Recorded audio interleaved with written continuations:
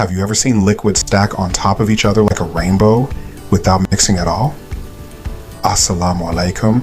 Today we're building a color density tower, a magical rainbow made from everyday liquids. Step 1. Pour thick honey into a clear glass. This is our heaviest layer. Step 2. Gently add dish soap. Watch how it settles perfectly on top. Step 3. Pour colored water down the side of the glass. Smooth landing. Step 4. Add oil. Notice how it floats and refuses to mix.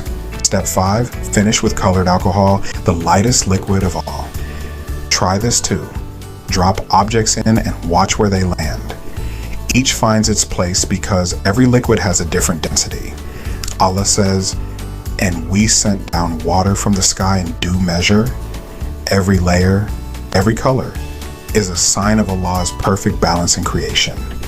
Like, subscribe, and share for more Little Genius Lab experiments. And enjoy making your own rainbow tower at home.